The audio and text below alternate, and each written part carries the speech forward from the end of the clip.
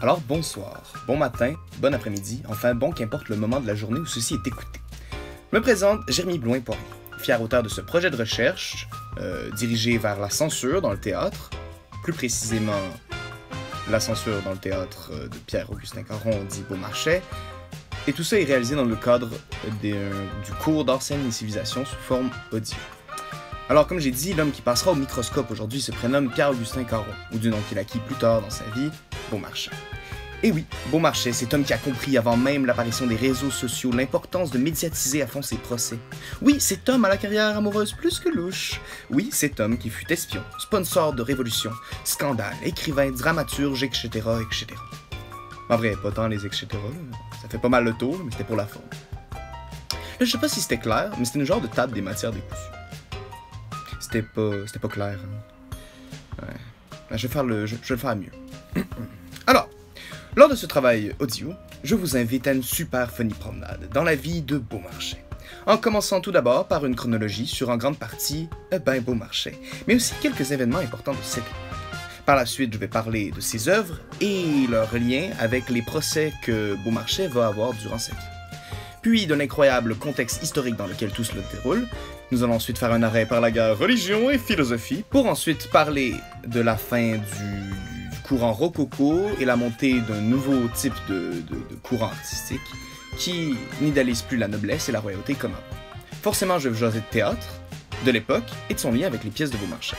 Et finalement, petite médiagraphie, c'est faux, c'est pas petit, et la conclusion de cette belle aventure. Par contre, la médiagraphie va être sur le format que je vais remettre du script en écrit. Donc, je me mette à citer des URL de sites à l'infini pendant comme 10 minutes. Bon, allez, assez parlé, allons-y. Là, c'est drôle parce que non seulement on va nulle part, mais en plus, tout le travail consiste à m'écouter parler. Bon, pour commencer ma petite chronologie comme il se doit, je pense que ce serait plutôt adéquat de dire que, premièrement, Beaumarchais ne naît pas Beaumarchais. Oui, je sais, c'est choquant, moi aussi j'ai pleuré en l'apprenant, mais surtout, Beaumarchais va vivre une enfance particulièrement aisée. Donc, Pierre-Augustin Caron, né en 1732, année où il y a notamment eu des infestations d'insectes au Japon, entraînant de violentes famines. Bon, en y repensant, c'est peut-être pas super pertinent. Anyway. Il naît le 24 janvier 1732, dans une famille quand même assez aisée d'horlogers. Le petit Pierre-Augustin étudiera à l'âge de 13 ans, dans l'atelier d'horloge de son padre, qui est tellement tanné du tempérament de son petit horloger en devenir, qu'il va le chasser de la maison familiale quelque temps. Là, je rappelle, il y a 13 ans, à ce moment-là. Juste, petit détail. Enfin bon, tout cela va nous amener en 1753, où le jeune Pierre-Augustin, maintenant âgé de 21 longues années, et surtout devenu artisan compétent entre-temps, invente un nouveau mécanisme d'échappement. Bon là, j'aimerais sincèrement vous dire c'est quoi, mais tout ce que je trouve sur le sujet, c'est que c'est à hampe, qui selon Google est soit un long manche de bois, un terme de botanique ou bien une partie de viande, ce qui me crée de sérieux doutes sur l'utilité d'un morceau de bœuf dans de l'horlogerie. Ça pour dire que son joli mécanisme à hampe va l'amener à vivre son premier scandale ou première controverse, qui sera loin d'être la dernière d'ailleurs pour notre petit coquinou de Beaumarchais. En gros, pour faire simple, l'horloger du roi va tout simplement s'attribuer l'invention de Beaumarchais. Là, pour remédier à ça, notre bon Pierre-Augustin fit appel à l'Académie des sciences, qui va breveter son invention et lui permettre d'avoir justice dans cette affaire. Date suivante! Le 27 novembre 1756, date où... Ben là, j'ai rien trouvé. J'ai rien trouvé de particulier, en fait. Ben là, à part la date importante. En tout cas, le mariage de notre dramaturge en devenir préféré, c'est faux, c'est pas mon dramaturge préféré, mais en tout cas, Pierre-Augustin Caron qui se marie à l'âge de 24 ans. À la belle, entre parenthèses, en vrai, je sais pas, mais je lui souhaite, Madeleine Catherine Aubertin. Quand même assez wise comme choix, sachant que Madeleine est une riche veuve, possédant le fief de Basque, je sais pas comment ça se dit, mais B-O-S-C, Marchais, d'où d'ailleurs il tira son nouveau nom, pour se donner une vibe de noble, c'est-à-dire Beaumarchais. L'année suivante, en 1757, si vous suivez bien, sa femme meurt subitement. Bizarre, me dirait-on. Sachez que ce ne sera pas la première fois qu'une mort subite frappe une riche épouse mariée à ce bon Beaumarchais. Coquin. Bon. Anyway, il va y avoir un petit scandale. Mais sur cette fois-ci, il s'en sort plutôt bien. En 1761, le seul et unique Pierre-Augustin Caron de Beaumarchais envoie un gigantesque doigt d'honneur à ceux qui contestent sa noblesse en achetant pour le prix de 56 000 livres un brevet de secrétaire du roi, ce qui lui confère officiellement un titre de noblesse. Le secrétaire du roi est un rôle de fonctionnaire, qui demande aucune réelle aptitude. Il suffisait de savoir lire et écrire afin d'être capable de rendre et d'apporter les multiples documents qu'ils avaient la charge. aux chancelleries qui leur étaient confiées. En avril 1764, Beaumarchais décide de partir en vacances à Madrid. Eh ben c'est faux, il part pour Madrid dans le but de venger sa sœur, Lisette, qui a visiblement des problèmes avec son fiancé. Le Beaumarchais, il va rester là-bas 10 mois, où d'ailleurs il y trouvera beaucoup des inspirations qui lui permettent d'écrire Le Barbier de Séville, ainsi que Le Mariage de Figaro bien plus tard. En 1768, Beaumarchais se remarie à une autre veuve, qui, quelle coïncidence, est vraiment très riche, Madame Lévesque. Ils vont avoir deux enfants qui vont mourir très jeunes, et elle aussi, qui va subitement mourir en 1770. Bizarre. D'ailleurs, la mort de sa femme lui rapporte beaucoup. Cela n'aidant pas vraiment à lui créer une belle image. Parlant d'héritage, le petit coco de Beaumarchais se lance dans un super long procès qui s'étalera de 1770 jusqu'en 1778. Tout cela à cause d'une affaire d'héritage par rapport avec sa femme, un autre, non reçu. Ce procès sera connu sous le nom de l'affaire Lablache. Dans tout ça, il va y avoir un autre procès, l'affaire Guzman, en 1773 et 1774, dont on va parler plus tard. Durant tout ce bazar, le bon scandaleux Beaumarchais se permet le luxe, en 1774, de rajouter à son CV le rôle d'espion. D'espion pour le roi. Mais oui, il devient espion. Et il est envoyé à Londres pour empêcher la publication d'un truc sûrement bien disgracieux sur la comtesse de Barry, la favorite royale. Bon, pour donner un peu de contexte, il voulait faire ça pour recommencer à bien se faire voir par la cour, qui autrefois lui était très hospitalier, mais qu'après tous les scandales et procès à son sujet l'était un peu moins, disons. Le petit problème, c'est que le roi va mourir pas longtemps après le début de sa mission, et la comtesse, va tout simplement être bannie. Dommage. En 1775, il va repartir de plus belle dans sa carrière d'espion, mais cette fois-ci pour le compte de Louis XVI. Agent Beaumarchais, votre mission? Empêcher la publication de pamphlets qui accuseraient notre roi d'avoir, et je cite, l'aiguillette nouée. C'est-à-dire avoir besoin fortement d'une belle ordonnance de Viagra parce que le soldat se pointe pas à son poste. Bonne chance, agent Beaumarchais. Sa mission de protection de la dignité du jardin privé du roi, je parle pas du sud de Versailles, va l'amener à traverser l'Europe, tentant de poursuivre le malotru qui avait gardé une copie du dit truc diffamatoire. Il réussit finalement sa mission, qu'il aura tout de même envoyé en prison pour un court moment en Autriche. Et en juin 1767, il va soutenir financièrement la guerre d'indépendance des États-Unis, sur la demande du secrétaire d'État aux Affaires étrangères. Aussi, en 1777, Beaumarchais va profiter du succès de sa pièce, Le Barbier de Séville, publiée en 1775, pour militer pour la cause des droits d'auteur. Ainsi, le 3 juillet 1777, il crée avec 23 auteurs dramatiques, pas très contents de la situation, le Bureau de législation dramatique, qui plus tard sera renommé Société des auteurs et compositeurs dramatiques. Cette initiative va notamment engendrer l'inscription des droits d'auteur dans la loi Le Chapelier de 1791. Et finalement, en 1778, il finalise sa pièce maîtresse, Le Mariage de Figaro. Pièce qu'il aura bien de la misère à faire jouer, puisque les cocos de la comédie française sont pas vraiment contents de la pièce. Mais ça, on va en parler plus tard, vu que l'orientation de ma recherche, c'est la censure. Donc pour revenir au Mariage de Figaro et les dates importantes qui composent cette publication, en 1781, la pièce est lue par la comédie française, mais ne sera jouée publiquement qu'en avril 1784. Bon là, ça suffit pour les dates importantes sur la vie de Beaumarchais. Maintenant, voici venir le temps des dates plutôt importantes de l'époque pour remplir le quota demandé par notre professeur. Ouais. Ah là là, les quotas. Dit comme ça, je me sens comme un bûcheron clandestin, quelque chose du genre. En tout cas. Alors, de 1782 à 1789, c'est la crise de l'Ancien Régime, période considérée comme pré-révolutionnaire. Le 17 juillet 1789, la Bastille est prise. D'ailleurs, funny fact, Louis XVI dira après avoir lu Le Mariage de Figaro, et je cite, « C'est détestable, cela ne sera jamais joué, il faudrait détruire la Bastille pour que la représentation de la pièce ne fût pas une inconséquence dangereuse. » Alors déjà, pour ceux qui ne savent pas qu'est-ce que veut dire inconséquence, c'est une action qui manque de logique. Et ce que notre petit Louis XVI essaye de dire, c'est que cette pièce-là file pas mal, dangereusement pré-révolutionnaire. Bon, il s'est trompé, puis vraiment à part de ça, parce que non seulement elle va être jouée en théâtre, mais aussi sous forme d'opéra, et la Bastille sera aussi détruite. Désolé, Louis XVI. Bon, partons ces dates. Le 26 août 1789, c'est la Déclaration des droits de l'homme et du citoyen. 3 septembre 1791, vote de la première Constitution française. Le 10 août 1792, prise des Tuileries, et donc chute de la royauté. Le 21 janvier 1793, on peut enfin voir la tête de cet impertinent de Louis XVI roulé par terre. Beaumarchais meurt d'apoplexie à Paris le 18 mai 1799 à l'âge de 67 ans. Et pour ceux qui ne savent pas c'est quoi l'apoplexie, comme dirait ce bon vieux Wikipédia, l'apoplexie est un terme médical historique qui se définissait comme la suspension brutale, plus ou moins complète de l'activité cérébrale. Soit en gros, son cerveau a shut down. pour finalement conclure cette chronologie qui ne peut plus d'en finir et qui va sûrement valoir bien des points en moins parce que c'est trop long, voici la liste des pièces de Beaumarchais ainsi que leur date d'écriture. Alors, nous avons Eugénie, drame en 5 actes, le 29 janvier 1767. Les deux amis ou le négociant de Lyon. Habituez-vous parce que Beaumarchais aime bien ça donner des titres alternatifs. En tout cas, cette pièce est écrite en 1770. Ensuite, il écrit en 1775 Le Barbier de Séville ou La Précaution inutile. Puis arrive La Folle Journée ou Le Mariage de Figaro en 1778. Et finalement, en 1792, L'Autre Tartuffe ou La Mère coupable. C'est tellement bizarre que chaque pièce a deux titres différents. Ça donne une genre de fausse impression de libre arbitre sur le choix de la pièce que tu vas lire. Genre, aujourd'hui je me sens plus La Folle Journée ou Mariage de Figaro. Voilà ce qui conclut cette interminable chronologie. Je vous prie de m'excuser pour ça, c'est juste que c'est dur d'être concis quand le sujet est autant passionnant.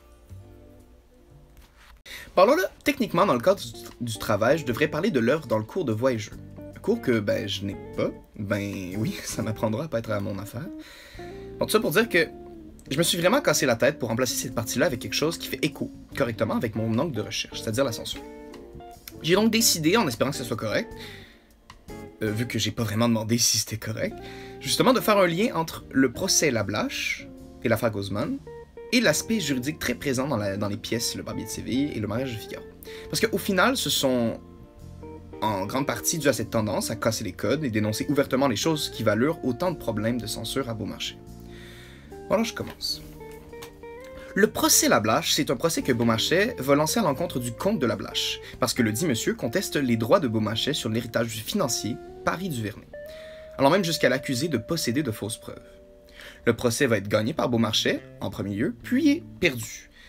Oui, je sais, c'est étrange de gagner puis de reperdre ensuite, le même truc juste après, mais justement, ce bon vieux Beaumarchais-là va très mal le prendre, tellement qu'il va écrire et publier des textes dénonçant directement la corruption de la grande chambre du Parlement, entraînant un autre procès, l'affaire Guzman, qu'il confronte au juge du procès contre Lablache.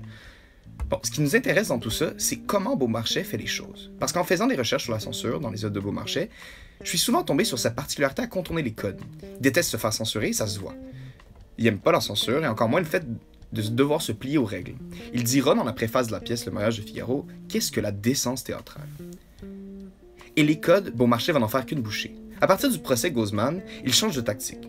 Usant de manière très personnelle les factums, une sorte de texte qui normalement sert uniquement à attaquer ou défendre lors des procès. Beaumarchais, lui, se sert de ces factums comme d'un étendard pour rallier l'opinion publique. Ce qui va marcher du feu de Dieu, croyez-moi, vu que sa petite tactique va déjà lui faire gagner son procès, engendrer des gros changements au Parlement, en plus de lui donner une notoriété incroyable à l'international. Par la suite, il va user de méthodes similaires pour gagner son procès contre Lablache. Ouf, c'était compliqué. Je me suis tapé tellement de documents sur ces procès que j'ai la tête qui bouille. Mais ce que j'essaie d'expliquer en fait, c'est que lorsqu'on prend la censure, ça se divise en deux choses. La rectification des choses dans l'œuvre ou l'interdiction de publication. Et Beaumarchais, durant ses procès, va développer une arrogance face à la justice qui lui vaudra un macaron super cool d'auteur pré-révolutionnaire. Et justement, parlant de pré-révolution. Mais dis-moi jamais, pourquoi Beaumarchais est considéré pré-révolutionnaire? Il y en a d'autres des auteurs qui dénoncent. Eh bien parce que Beaumarchais va réaliser tout ce beau bordel lors d'une époque de transition, qui, quelle coïncidence, s'appelle justement la pré-révolution. Si vous n'avez pas compris, c'était une ref assez pas sourcil. En plus d'être l'une des transitions les plus smooth de ma carrière de transitionneur. Ça se dit pas. Anyway, voici le segment Histoire et Société. Accueillez chaleureusement Monsieur le narrateur historique. Bonsoir, Monsieur le narrateur historique. Bonsoir. Est-ce que je peux me permettre de vous appeler Monsieur Historique? Oui, allez-y. Merci. Alors, Monsieur Historique, vous êtes venu pour le segment Histoire et Société, c'est bien ça? Oui, c'est cela. Et en quoi cela consiste? Voyez cela comme une peinture. Vous faites les personnages et leur action et moi je peinture le décor. Eh bien, voyons ça, Monsieur Historique. Je vous laisse le chevalet. Alors, bienvenue en Europe. Terrain et même terreau de la civilisation moderne. Et plus précisément ce qui nous intéresse aujourd'hui, la France. Pays qui a su tenir son titre de plus grande puissance d'Europe un long moment. Pays qui a su charmer jusqu'aux lointaines terres du Japon grâce à leur aura de noblesse. Berceau de la chevalerie et des nobles combattants. Et terre des brasseurs de foule, agitateurs de révolution et foyer pour vraiment trop de louis. Non, sérieusement, ça fait beaucoup. La France, mais par n'importe quelle. La France qui nous intéresse, cher auditeur, n'est ni plus ni moins que l'époque pré-révolutionnaire, qui engendra par la suite la rédaction de certains des traités les plus importants de l'histoire sur les droits, et qui par la suite laissera sa place à Napoléon Bonaparte, question de montrer au monde la magie française. Elle est brutale et doucement saupoudrée d'artillerie diablement efficace. Alors bienvenue en France pré-révolutionnaire. Commençons par le commencement. La France vit une période difficile, depuis plusieurs années déjà, lorsque la Révolution commence à planer. En effet, en 1763, la France sort tout juste de la guerre de 7 ans, qui va non seulement vraiment durer 7 ans, contrairement à la maudite guerre de 100 ans qui, spoiler alert, ne dure pas 100 ans, mais bien 116, apprenez à compter, maudits naissanceux.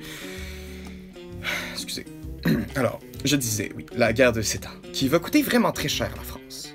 Cette toute petite guerre de rien du tout va juste coûter à cette bonne vieille France la quasi-entièreté de leur colonie, à part genre Saint-Pierre et Miquelon. Et pour ceux qui n'avaient pas compris, oui, c'est là qu'on s'est fait abandonner. La France va même perdre presque toute leur flotte maritime en 1759 après avoir essayé de la regrouper pour une tactique de guerre. Bon, alors ça va mal pour la France, mais ça arrive à tout le monde de faire des erreurs. Alors, oui, mais en général, il faut se racheter et surtout éviter de faire payer son peuple pour... Alors là, vous vous imaginez bien que c'est exactement ce qui va se passer. Alors en gros, l'État va augmenter drastiquement le taux d'imposition, les taxes, et évidemment, ils vont faire bien attention de ne pas changer quoi que ce soit pour la noblesse et le clergé, qui vont se faire une joie de le montrer à qui veut l'entendre, personne, mais ils vont le faire quand même. Là, le petit peuple va pas bien le prendre, et je les comprends. Oh, c'est à cause de... Ça, c'est la cause number uno. La number two, c'est assez simple. Tellement que c'est dur de croire que la royauté y avait pas pensé, avant de fortement la financer. Et j'ai nommé la guerre d'indépendance des États-Unis. Et oui, rien de mieux qu'une guerre d'indépendance pour inspirer des révolutions, n'est-ce pas, Mr. Amérique latine? Finalement, les conditions météorologiques très difficiles vont plonger la France dans une situation de crise agricole de 1887 à 1888. Tout ce beau bordel va être en plus saupoudré d'une couche d'idéologie bien libertine, et j'ai l'honneur d'appeler à la barre le siècle des Lumières. Oui, merci! T'es qui, toi? Le siècle des Lumières! Non, mais c'était vraiment pas une invitation à faire un personnage. Bon alors, le siècle va être marqué par une démarcation très claire entre les pensées de la noblesse et celles du peuple. Grandement influencée par la vision des Lumières. Les penseurs, pas l'éclairage. Leur vision est marquée par leur amour de l'individualisme, le libéralisme, et leur désir de réduire la place de l'Église et la noblesse dans les consciences. Ce désir de liberté intellectuelle va être poursuivi par toutes sortes de périodes de transition artistique, notamment en architecture, en art visuel ou bien en théâtre. Voilà tout pour la partie Histoire et Société. Maintenant, entrons dans une partie vraiment moins le fun que de juste décrire à quel point la France a clairement gagné le bingo des trucs à ne pas faire pour que ça se passe mal. Entrons dans le représentant même de la décence et du représentant même de l'hypocrisie à grande échelle. Et oui, voici la rubrique Religion. Là, je veux juste désamorcer quelque chose. Là. Je dis pas que la religion au complet est hypocrite, juste que quand on se retrouve avec des papes qui transforment l'entièreté du palais des papes en gigantesque orgie, on est en droit de se demander quel genre de message ils recevaient de Dieu pour en arriver là. Ouais. Alors...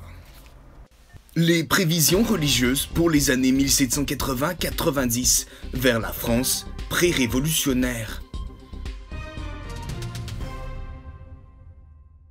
Pour le clergé, de fortes précipitations d'inégalités entre la haute sphère cléricale et la basse, composée des curés, vicaires ou chapelains.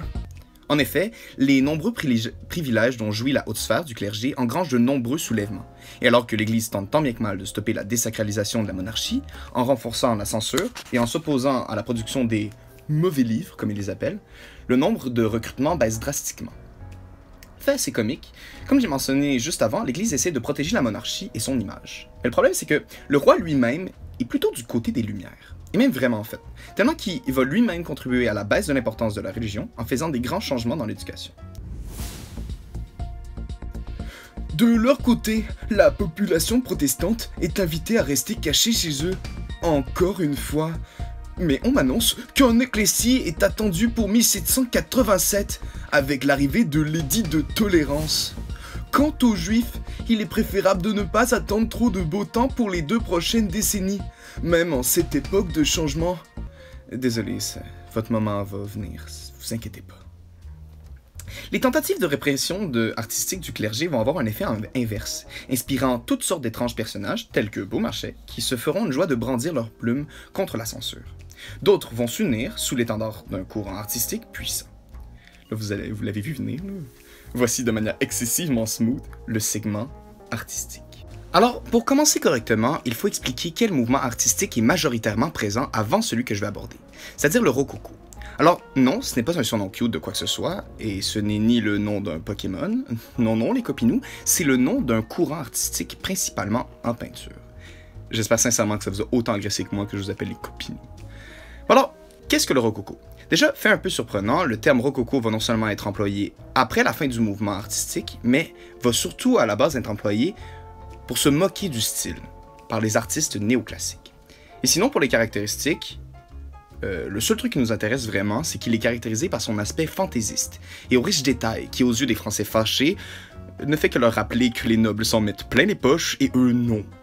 Mais justement, cette extravagance va vraiment taper sur les nerfs du peuple, allant jusqu'à la rejeter complètement, et ça va donner naissance à un beau gros bébé, le néoclassique.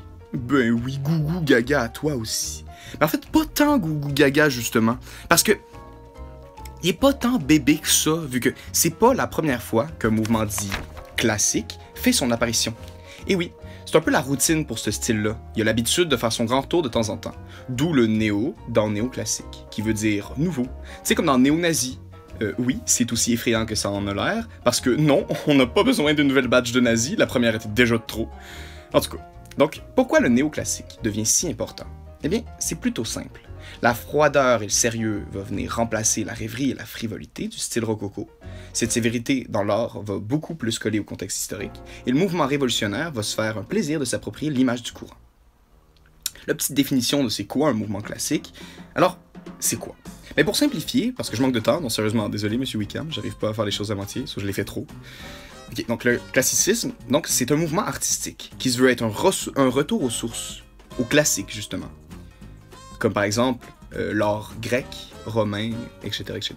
L'historien d'art allemand Winkelmann dira dans ses travaux « Le seul moyen que nous avons d'être grands, voire inimitables, si c'est possible, est d'imiter les anciens. » Désolé pour l'accent, c'était vraiment plus fort que moi. Sinon, pour conclure, sans bonne et due forme, je crois qu'il est plutôt important aussi de mentionner l'arrivée d'un autre courant artistique, tout rikiki de rien du tout, là, qui, lui, va partir de la littérature à la base, pour sa branche française en tout cas, avec des auteurs comme Jean-Jacques Rousseau, ou plus tard Victor Hugo, par exemple. Vous avez compris, là, je parle bien du romantisme qui tranche tout autant avec le rococo que le néoclassique, par son aspect cru et triste et son mot d'ordre, la passion. Le romantisme n'hésite pas à décrire les choses presque pires qu'elles sont, mettant l'émotion au centre de leur processus créatif. Bon, la fin arrive. Maintenant, parlons de théâtre. Et pour ça, j'aimerais vous présenter quelqu'un qui nous a fait l'honneur de sa présence. Ça me touche beaucoup. Merci d'être venu, Monsieur Pierre-Augustin Caron de Beaumarchais. Merci, mais ne m'appelez point ainsi, permettez-vous la folie de vous en tenir simplement à Beaumarchais. D'accord, je vais faire cela alors. Oui, bien sûr. Alors, Monsieur Beaumarchais, j'ai fait plusieurs recherches sur le théâtre de votre époque et j'ai pu découvrir que vous avez vous-même volontairement fait office de bélier pour casser les barrières de la décence théâtrale. Mais pourquoi? En fait, il est plutôt simple, je trouve, de comprendre pourquoi. À force de vouloir se montrer bon et connaisseur, juste et décent pour la bienséance de ces jugeurs de comédie, à force d'essayer d'éviter les foudres de l'Église en lissant tout contenu, vous comprendrez ce qui, et je me cite, garrotte le génie, intimide tous les auteurs et porte un coup mortel à la vigueur de l'intrigue. Vous combattez la censure par votre ouverture théâtrale. Mais pourquoi la censure est-elle aussi méprisable? La censure n'est au fond qu'une méthode pour les mauvais êtres de ce monde d'éviter de voir par projection leur vie sur scène. Mais pourquoi autant insister sur justement cette dénonciation? La comédie n'est pas faite pour, justement, la légèreté? Prenons la fable, par exemple. Les fables de La Fontaine sont des comédies légères, et comme j'ai dit, et je cite, toute comédie n'est qu'un long apologue. Leur différence est que dans la fable, les animaux ont de l'esprit, et que dans notre comédie, les hommes sont souvent des bêtes, et qui, pire est, des bêtes méchantes. Je crois qu'on n'obtient ni profonde mentalité, ni bon et vrai comique au théâtre, sans des situations fortes, et qui naissent toujours d'une disconvenance sociale. Dans une époque aussi trouble que la vôtre, pourquoi risquer autant en plaçant en ligne de mire les vices de nobles comme dans le mariage de Figaro? Le théâtre est un géant qui blesse à mort tout ce qu'il frappe. On doit réserver ses grands coups pour les abus et pour les maux publics. On m'a ouvertement critiqué sur la liberté que j'ai prise, mais dans l'ombre, chacun me disait tout bas « Faites-nous donc des pièces de ce genre, puisqu'il n'y a plus que vous qui osiez en rire en face. » Merci, Monsieur Beaumarchais, de nous avoir fait l'honneur d'apparaître. Mon plaisir. Alors, comme vous avez pu le comprendre, le style de Beaumarchais, bien qu'il résulte de son envie de s'émanciper des codes de l'époque, on peut facilement comprendre que son audace est venue remplir un vide qui avait besoin d'être rempli. Sa pièce Le mariage de Figaro met en scène un noble qui essaye d'avoir recours à une vieille loi, c'est-à-dire le droit de cuissage, pour faire des petites folies avec la femme en devenir d'un de ses loyaux servants, Figaro. La pièce va être un franc succès au niveau du public, mais quelle surprise, pas tant pour les grands critiques théâtraux et ceux de la noblesse, qui vont, avec tous les ennemis de Beaumarchais, qui sont quand même assez nombreux, se faire un bonheur de le descendre, publiquement, pas tuer, je veux dire, en termes de réputation. Mais la popularité de la pièce, elle, n'en sera que décuplée, en cette époque maintenant, à la veille de la Révolution. Comme Beaumarchais le dit, le théâtre en France pré-révolutionnaire est fortement encadré, et codifié. Et très peu vont prendre le risque, comme Beaumarchais, d'aller à l'encontre de la comédie française. Bon. J'ai comme l'impression que cette belle aventure touche enfin à sa fin. Et oui, je sais c'est triste. Bon, finalement, Beaumarchais et la censure, c'est quoi le mot de la fin? Eh bien, loin d'être le pionnier d'un style complètement original, Beaumarchais a su réouvrir les valves de la créativité qui s'étaient tranquillement bouchées sans que personne ne s'en aperçoive. Tout ça dans une époque plus que tumultueuse. Comme de fait, sachez que Beaumarchais va esquiver de justesse la guillotine. Pfiou! Et donc, merci à tous mes invités qui ont fortement contribué à cet incroyable moment de solitude qu'on ressent quand on doit rire à sa propre blague, en faisant semblant d'être quelqu'un d'autre. Je vous souhaite bien des jours heureux et un minimum de révolution sanglante. Merci pour l'écoute. C'était Jérémy Blouin-Poirier. Ce fut un plaisir.